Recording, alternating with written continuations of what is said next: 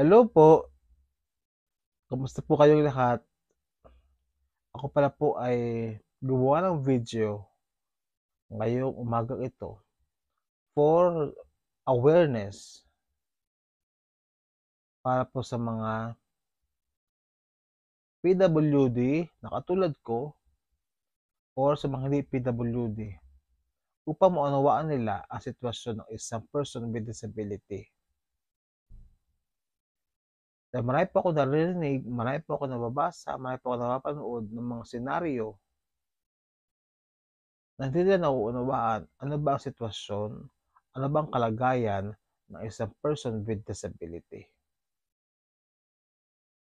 So, ito pong video ito, ginawa ko po ngayon ay patungkol sa, nakafocus po tayo sa suliranin, problems, or challenges na na-experience ng isang PWD.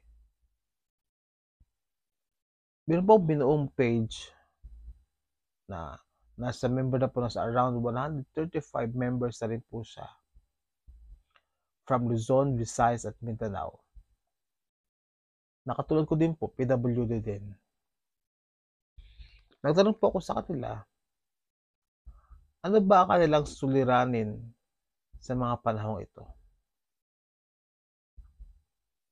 Ang isa pong nagbigay sa akin ng nagpukaw sa akin ay yung accessibility sa kanilang lugar o sa kanilang pinupuntahan.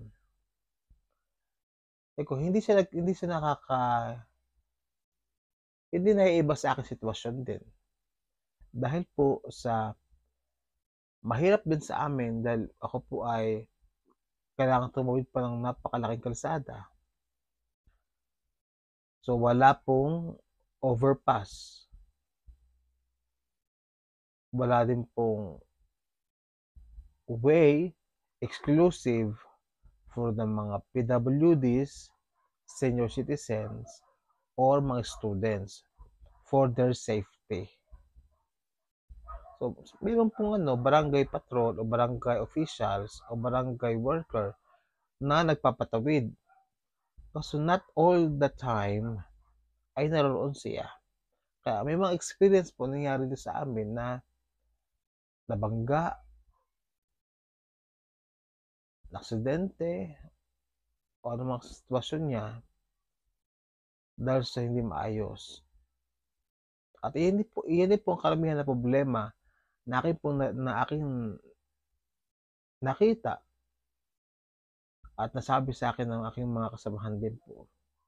Yung accessibility, lack of ramps, elevators. So, syempre po, ba't kailangan elevators? Kapag akit ka sa mga daanan, ay mataas yung hagdan, hindi kaya. So, walang elevator. So, iba namin kasamahan din ng mga PWDs, naka-wheelchair. So, hindi makaakyat. Hirap. So, ito po isa sa mga accessibility problem sa bansa po natin na na-experience ng mga PWD. Pangalawa, na-experience po ng mga PWDs employment and equal opportunities. Kaya ang tanong po sa mga patungkol po sa employment, ano bang kailangan nila o titingnan ng mga employer? Kasanayan ba o kapansanan ang nakikita? Pero karamihan, ang nakikita nila ay yung kapansanan. That's why hindi nila kinukuha to dahil nakita nila physically weak. Pero merong kasanayan. Isa din po sa problema yan ng mga PWDs. Meron din pong iba, nakakatawa din po naman sa ibang mga employer o company na tumatanggap sila ng mga PWDs to work for them. Nakakatawa naman po yun. Pero meron din po mga maabusong mga employer, kumukuha sila ng mga PWD to work with them, pero ang sweldo naman ay napakababa ang dahilan nila ay PWD naman 'to. Kaya hindi kailangan ng tamang sweldo. Yan din po yung isa sa mga kinakalungkot namin at mga nabasa ko po at mga issue na na-experience sa aking mga kasamahan. Kaya sana po yung ating mga kasamahang mga employer, mga company, maging patas po sana. Kahit sabihin po natin na PWD o person with disability yung tao, kung ano ang minimum wage, dapat yun po ang ibigay sa kanila. Anumang trato ang kailangan ay same pa rin pong trato sa isang maayos, fit, physically, or not. So ito po yung dalawang ito na talagang top na sasabi po nila sa amin na problema po nila sa aming mga discussions. Pangatlo, na isa pang problema suliranin ay education for all.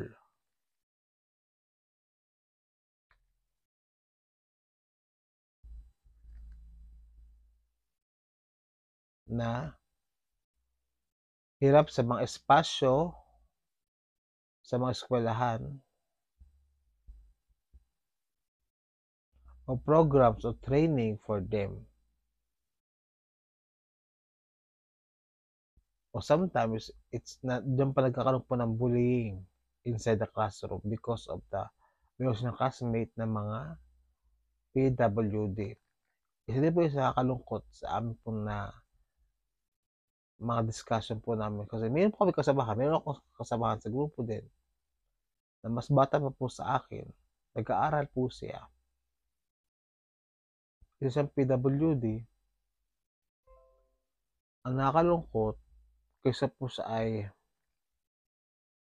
mag-focus sa kanyang pag-aaral, nag-desisyon na lang po siya mag-stop na lang. Dahil po sa binubully siya inside the classroom. At minsan, masakit pa dito, yung mismong teacher pa niya ang gumagawa nito. Education for all patungkol po sa PWD situation. Kailangan ay mayroon talagang special na klase, classroom for the PWD. Kung mayroon po tinatawag ng mga SPED, sana magkaroon din po tayo ng mga special treatment din sa mga katulad po namin PWD din na nag-aaral para po sa kanila. And the last one, health and rehabilitation. Napakamahal ng gamot po talaga sa mga PWD, especially sa mga stroke survivor dahil regular po yan na may maintenance and sometimes yung mga maintenance pa na kailangan na bibigay doktor ay hindi available sa mga public pharmacy. So sana po ang aming pakiusap sa government din na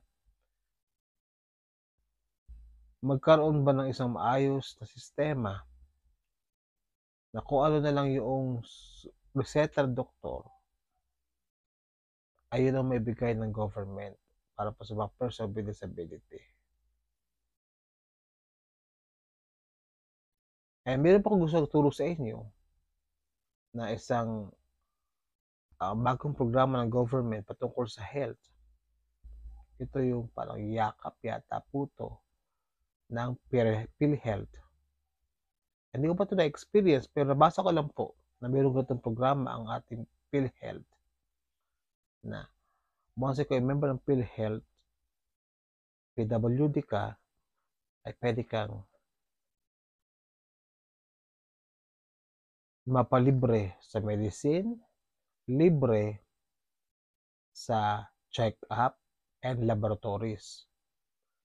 Hindi ko pa na-experience, but tignan po sa mga susunod na mga linggo kung ito po ay talagang ating may experience itong bagong programa ng PhilHealth na ito. Ano po problema? Rehabilitation. Mahirap dahil mahal po magpa-therapy. Papalo po ng 500 to 1,000 pesos per hour ang rehabilitation therapy. Napakamahal. Sa government, meron pa namang government. Kasi lang sometimes, ang problema natin sa government, napakalayo. Pangalawa, schedule ng rehabilitation. So sana, sa bawat barangay, I believe, sa bawat barangay ay mayroong PWD. Ako paniniwala dyan, ng bawat barangay ay mayroong pong person with disability. Sana mabigyan ng pansin ng ating mga barangay ang mga patungkol sa mga rehabilitation programs, health, employment, and accessibility ng mga PWD na kung saan ay kanilang kasama sa kanilang barangay. Muli, maraming salamat po sa inyong pakikinig. Ito po ay ilan sa mga suliranin ng mga person with disability, especially ng aking mga nakakasama sa aking pong page ay nawa po tayo magtulungan. Ito po, para sa mga person with disability, tayo po magtulungan. Tayo po ay magpalakasan sa isa't isa. At sa susunod na mga video naman po natin, pag-usapan po naman natin ang ibang mga pinagdaanan ng person with disability. God bless po sa inyong lahat.